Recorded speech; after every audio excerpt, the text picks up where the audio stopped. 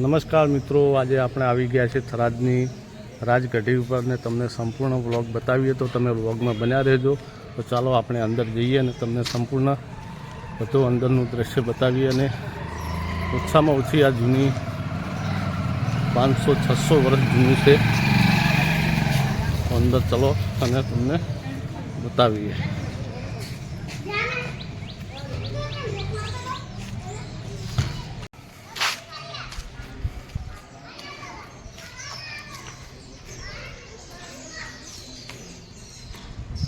મિત્રો અહીંયા મસ્જિદ આવેલી છે બાજુમાં જ, આ ગેટની બાજુમાં જ એક્ઝેક્ટ।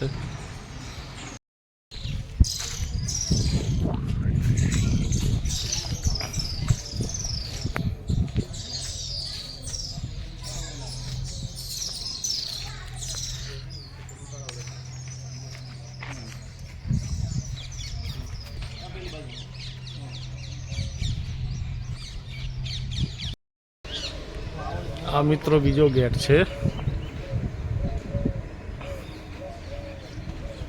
આપણે ગેટની અંદર જઈએ।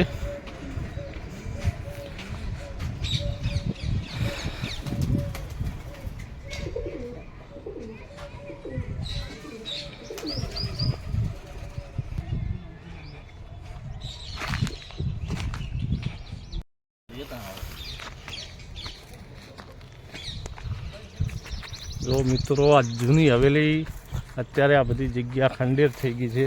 પહેલાં થરાદની હવેલી કહેવાતી। આપણે અંદર જઈને તમને બતાવીએ। જુઓ, અને મિત્રો આ બધી જગ્યા જે મહારાજા હતા એમની છે ને અત્યારે હાલ પણ તેમના કુટુંબજનો છે જ અહીંયા। જો કેટલી મોટી વિશાળ જગ્યા, નવું એ હવેલી ટાઈપ જ, એટલે અત્યારે ઘર કહેવાય પહેલાં અને હવેલી કહેતા। આ જો આ જૂના જમાનાની હવેલી, પહેલાં રાજમહેલ હતા, પછી હવેલી ઉપર આવ્યા અને હવે મકાન ઉપર આવી ગયા। જો સામે એક મકાન નવું બનેલું છું, એક પેલી બાજુ પણ છે સામે, જો દેખાય તમને ટાવરની પહેલાં પાછળ જોઈ। અને હવે તમને જૂની હવેલી અંદર જઈને બતાવીએ તો જોઈ લો। આ જુઓ મિત્રો હવેલી, આ ઉપરનો માળ, આ જે રાણીઓ ઝરૂખામાં બેસતા એ ઝરૂખો કહેવાય મિત્રો। અને આ નીચેનો માળ, અત્યારે તો આ જુઓ મિત્રો કેવું ખંડેર થઈ ગયું છે। આ આશરે 150-200 વર્ષ જૂનું છે મિત્રો। અને અંદર બીજી જૂની વસ્તુઓ કોઈ પડી હોય તો એ પણ તમને બતાવીએ। ચલો તમે વ્લોગમાં બન્યા રહો।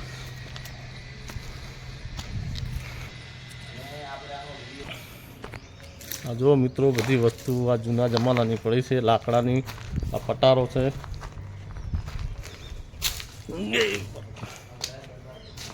આ 2 પટારા પડ્યા છે, કબાટ છે।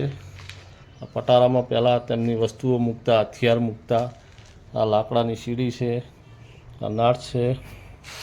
આ બાજુ આમ લાંબુ હતું પણ આ બધું તોડી નાખ્યું એટલે પટી ગયું। આ જો એના દરવાજા છે જૂના, બધા ખંડેર થઈ ગયું છે મિત્રો હવે તો। અને આ રાજા ભીમસિંગે બનાવરાવી હતી।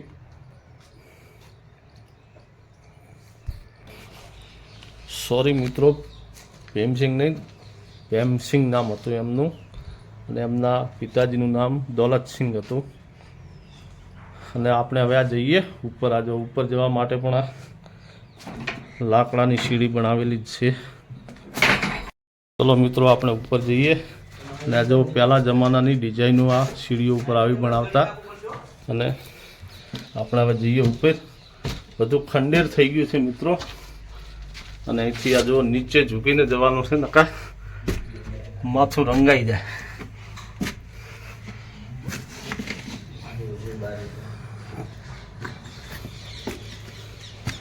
આ જો આ તે જમાનાની ટાઇલ્સો મિત્રો। અને ઉપર આવ્યા એટલે આ સામે તળાવ જુઓ મિત્રો, ટોડાનું તળાવ ચાલો એ તળાવનું નામ છે ટોડાનું તળાવ. ટોડાનું તળાવ. આ ટોડાનું તળાવ તો મિત્રો આપણા ચિરાગભાઈ કે છે આ નામ તળાવ ખબર છે નહીં. ને, આ તળાવ રહ્યું ને મિત્રો, એવું કહેવાય છે કે ભીમસિંહ બાપુએ બંધાયું હતું. અને એવું છે કે લગભગ ચોર ચોરી કરવા આવ્યા હતા ને, ચોર પકડાઈ ગયા હતા ને, તો આ રહ્યું આખું તળાવ ચોરા પાસે ખંડવરાયું હતું ભીમસિંહજીએ. આ જો આ જો મિત્રો જૂના કબાટ જે આપણે અત્યારે ફેન્સી બનાવવા રહીએ છીએ. આ લાકડાનો કબાટ છે. નીચે પણ 2 ખાના છે, ઉપર પણ ખાના છે. દરવાજા તૂટી ગયા છે. અને અત્યારે આપણે પીયુપી કરાવીએ છીએ ત્યાં જેવો જૂના જમાનામાં લાકડાની એવી પીયુપી કરાયેલી હતી, અત્યારે તો બધી તૂટી ગઈ છે. ખાલી લાકડા જ રહ્યા છે. અને આ બધા લાકડાના જ દરવાજા.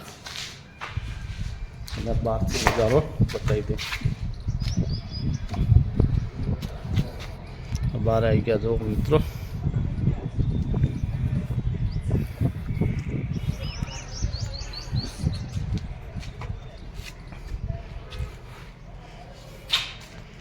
આ મિત્રો આપણો જૂનો વારસો કહેવાય.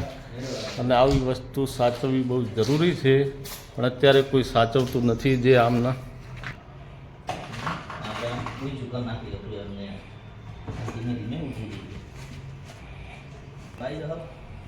જો અહીંથી આપણે પાછા હવે નીચે ઉતરીએ અને તમને પણ આ જૂની બતાવી હવેલી જોઈ લો મિત્રો. અને હવે આપણે જઈએ પાછા નીચે. મિત્રો આપણે બહાર આવી ગયા ને જો તળાવ રહ્યો. થરાદનો નજારો જોઈને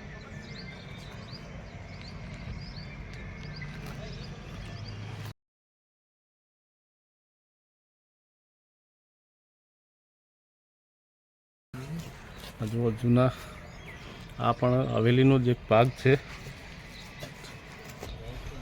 જો મિત્રો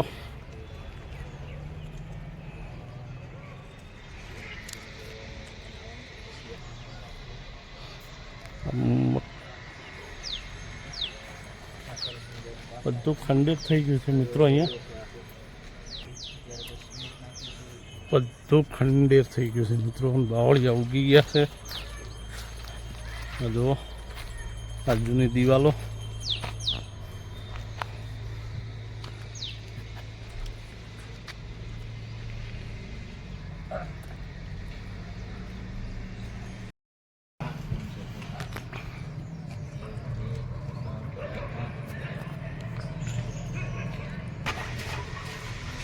આ મિત્રો તો અનાજ ભરવાના બધા કોઠા કહેવાય છે. આવા 4 છે જો મિત્રો.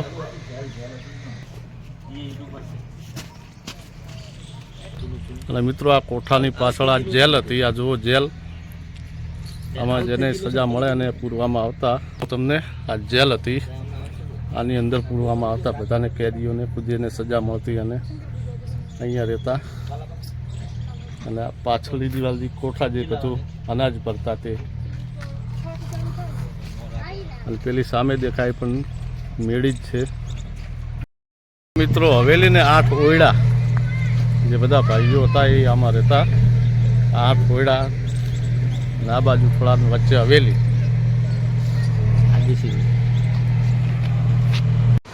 મિત્રો આ થરાદમાં આવેલી એવી વાવ છે. એવું કહેવાય છે કે જ્યારથી આ વાવનું ખોદકામ કરવામાં આવ્યું છે ત્યારથી આ વાવની અંદર કોઈ દિવસ પાણી ખૂટ્યું નથી. આજે પણ આ વાવની અંદર પાણી છે, ભલે એ વાવનો યુઝ નથી થતો. અત્યારે વાવને હાવ જાડી જોખરાની અંદર જકડાઈ ગઈ છે, પણ એ વાવમાંથી કોઈ દિવસ પાણી ખૂટતું નથી. એવું કહેવાય છે કે આ વાવ જ્યાં સુધી રહેશે ત્યાં સુધી એમાં કોઈ દિવસ પાણી નહીં ખૂટે. અને આ પ્રાચીન આપણો આ સરસ મજાનો વારસો છે ને તમે અત્યારે પણ જોઈ શકો છો કે એમાં પાણી એટલું જ ભરેલું છે. તો મિત્રો અમારો વિડીયો ગમ્યો તો વિડીયોને લાઈક અને ચેનલને સબસ્ક્રાઈબ કરવાનું ભૂલશો નહીં. જય માતાજી.